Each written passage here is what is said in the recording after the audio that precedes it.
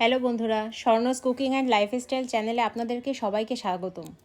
আজ আমি আপনাদের সামনে নিয়ে এসেছি একটা বাঁধাকপি বা পাতাকপি যে নামেই চেনেন তার একটা দারুণ রেসিপি। আশা করি এই রেসিপিটা আপনাদের খুব ভালো লাগবে। এই রেসিপিটা অনেকে অনেক নামেই চেনেন, আমি স্পেশালি পাতাকপির ঘন্ট বলতেই বেশি প্রেফার করি। অনেকে বাঁধাকপির সবজি বা বাঁধাকপির তরকারি যেটাই বলেন না কেন সেটাই হবে। আজ আমি এই বাঁধাকপির ঘন্টটা চিংড়ি মাছ দিয়ে করে দেখাবো, কিন্তু এই রেসিপিটা আসলে শোল মাছের মাথা অথবা ইলিশ মাছের মাথা দিয়েও খেতে বেশ লাগে। তো আজ আমার কাছে চিংড়ি মাছ ছিল, তাই আমি এটা দিয়েই করলাম। অন্যদিন শোল মাছ অথবা ইলিশ মাছের মাথা থাকলে তো ওইটা দিয়েও একবার করে দেখাবো।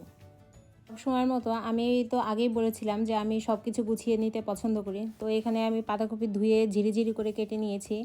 তারপরে আলু গাজর এগুলো চারকোনা করে কেটে একটু জলের মধ্যে চুবিয়ে রেখেছি। আর এখানে চিংড়ি মাছ নিয়েছি, আর এখানে নিয়েছি আদা জিরা বাটা, তারপরে শুকনা মরিচের গুঁড়া। আর বাকিগুলো আমি যখন রান্না করব তখন আস্তে আস্তে আমি সব দেখিয়ে দিব। আমার কড়াইটা আমি গরম হতে বসিয়ে দিয়েছি। আর এপাশে চিংড়ি মাছটাকে আমি একটু লবণ হলুদ দিয়ে মেখে নিচ্ছি। আর স্কোয়ার করে যে আলু আর গাজরটা আমি কেটে রেখেছিলাম আমি ওটাও একটু লবণ হলুদ দিয়ে মাখিয়ে রাখবো। তো আমার কড়াইটা গরম হয়ে গেছে। আমি এখানে সরিষার তেল ইউজ করতেছি। আমি কোনো সয়াবিন তেল ইউজ করব না, আমি সরিষার তেল আর সামান্য একটু ঘি ইউজ করব। তেলটা গরম হয়ে গেলে আমি এখানে চিংড়ি মাছটা ভেজে তুলে রাখবো। তো চিংড়ি মাছটা এখানে বেশি ভাজা যাবে না, চিংড়ি মাছ আসলে বেশি ভাজলে রাবারের মতো হয়ে যায়। তো খেয়াল রাখবেন যাতে অল্প সময় জাস্ট একটু শ্যালো ফ্রাই করে উঠিয়ে রাখবো।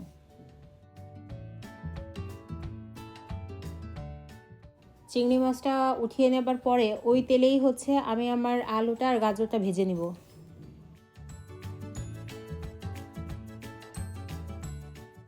আলু আর গাজরটা আবার মোটামুটি ভাজা হয়ে গেছে, এখন আমি ওগুলোকে তুলে নিচ্ছি। আর আমি যে তেলটা দিয়েছি ওই তেলেই আমি এখন ফোড়ন দিব। তো আমি এখানে ফোড়নের জন্য নিয়েছি তেজপাতা আর শুকনা মরিচ, এটা দিয়ে আমি ফোড়ন দিয়ে নিব। এটাকে হালকা একটু নাড়াচাড়া করে তারপরে এর মধ্যে একটুখানি ঘি দিয়ে নিব।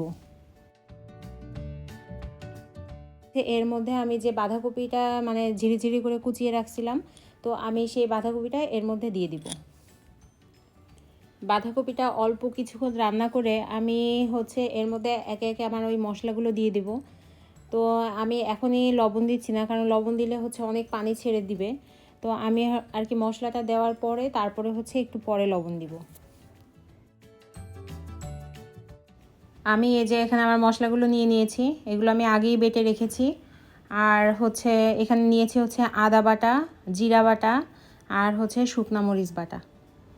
আমি রান্নার লাস্টে এখানে কাঁচামরিচও দিব, এই জন্য আমি শুকনা মরিচটা খুব অল্প পরিমাণে দিয়েছি, যাতে জাস্ট একটু কালার আনার জন্য।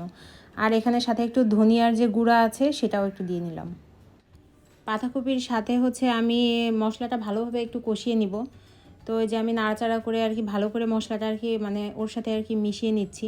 এখন এর মধ্যে আগে থেকে যে আমি আলু আর গাজর আর চিংড়ি মাছটা ভেজে নিয়েছিলাম সেটাও আমি এর মধ্যে দিয়ে তারপরে এটাকে ভালো করে কষিয়ে নিব।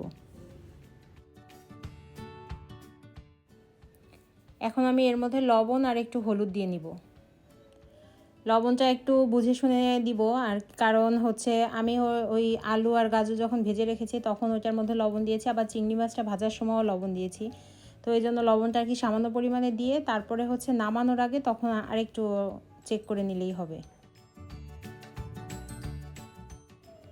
এ পর্যায়ে আমি এখন বাঁধাকপিটাকে ঢাকনা দিয়ে ঢেকে রাখবো যতক্ষণ না পর্যন্ত বাঁধাকপিটা সিদ্ধ হয়। আর মাঝে মাঝে আমি ঢাকনাটা তুলে বাঁধাকপিটা একটু নেড়ে চেড়ে নিব, যাতে নিচে আমার তলানিতে লেগে না যায় সেজন্য। আর এ পর্যায়ে চুলার আঁচটা মিডিয়াম রাখতে হবে, না হলে নিচে লেগে যাবে। তো আমি ঢাকনাটা বারবার উঠিয়ে নাড়াচাড়া করে দিয়েছিলাম যাতে নিচে না লেগে যায় সেই জন্য। তো ঢাকা দিয়ে আমি কিছুক্ষণ রেখে বাঁধাকপিটা সিদ্ধ হওয়ার জন্য ওয়েট করতেছিলাম। আর এই পাশে আমি এখানে একটু গরম মশলা বেটে নিয়েছি, এখানে এলাচ দারচিনি আর একটু লবঙ্গ, এটা ভালোভাবে বেটে নিয়ে এখন আমি এই যে চালের গুঁড়ির সাথে পানি দিয়ে এটা মিক্স করে নিব। আর এর মধ্যে হচ্ছে আমি সামান্য পরিমাণে একটু লবণ আর একটু চিনি আর কি দিয়ে এটাকে আমি ভালোভাবে মিক্স করে আর কি কিছুক্ষণ জন্য আর কি রেখে দিব। রান্নাটা কখনোই বেশি আঁচে করা যাবে না, মানে যতক্ষণ পর্যন্ত রান্না করব রান্নাটা একদম চুলার আঁচটা মিডিয়াম করে রাখতে হবে, নাহলে কিন্তু নিচে লেগে যাবে। আর বারবার কিন্তু ঢাকনাটা উঠিয়ে আর কি নাড়াচাড়া করতে হবে। তো যত বাঁধাকপি থেকে তেল বেরিয়ে আসবে আমি ততক্ষণ পর্যন্ত এটা রান্না করব। আর এ পর্যায়ে আমি একটু কাঁচামরিচও দিয়ে দিলাম। কাঁচামরিচটা দিয়ে আমি আবার ঢাকনাটা দিয়ে ঢেকে দিলাম, কারণ হচ্ছে কাঁচামরিচেরও একটা গন্ধ আছে, সেটা যেন পুরো রান্নায় ছড়িয়ে যায় সেই জন্য। আমার বাঁধাকপিটা সিদ্ধ হয়ে গেছে আর প্রায় রান্না হয়ে গেছে। তো এখন এই পর্যায়ে হচ্ছে আমি ধনেপাতা আর কি উপর থেকে কুচি করে কেটে তারপর ওর মধ্যে দিয়ে দিচ্ছি। আমার এই রেসিপিতে মেইন যে ইনগ্রিডিয়েন্টসটা সেটা হচ্ছে মানে যেটার জন্য আমি এটাকে ঘন্ট বলি আর কি, তো সেটা হচ্ছে এই যে চালের গুঁড়ি আর আর হচ্ছে যে গরম মশলা যেটা ভিজিয়ে রেখেছিলাম, এখন আমি ওইটা ওর উপর দিয়ে আর কি ছড়িয়ে দিব। তো ওইটা ছড়ানোর পরে আমি একটু নাড়াচাড়া করে ওইটা আবারও ঢেকে দিব, কারণ চালের গুঁড়িও তো একটু সিদ্ধ হওয়ার একটা ব্যাপার আছে। আর যতক্ষণ না এই রান্নাটা থেকে তেল ছেড়ে আসবে ততক্ষণ আমি এটাকে রান্না করব। তো এখানে আরেকটা জিনিস মেক শিওর করবেন, আপনি যখন চালের গুঁড়িটা আর হচ্ছে এই গরম মশলার মিক্সটা ওখানে দিবেন তখন একটু নাড়াচাড়া করে আপনি ওটাকে ঢেকে রাখবেন। আর খুব অল্প আঁচে রাখবেন, মানে মিডিয়ামের থেকেও একটু তখন লো আঁচে দিয়ে আপনি অনেকক্ষণ পর্যন্ত এটা ঢাকা দিয়ে রাখবেন, ঠিক আছে? তখন আস্তে আস্তে ওইটা থেকে যখন তেল ছেড়ে আসবে তো তখন আপনি বুঝবেন যে আপনার রান্নাটা কমপ্লিট।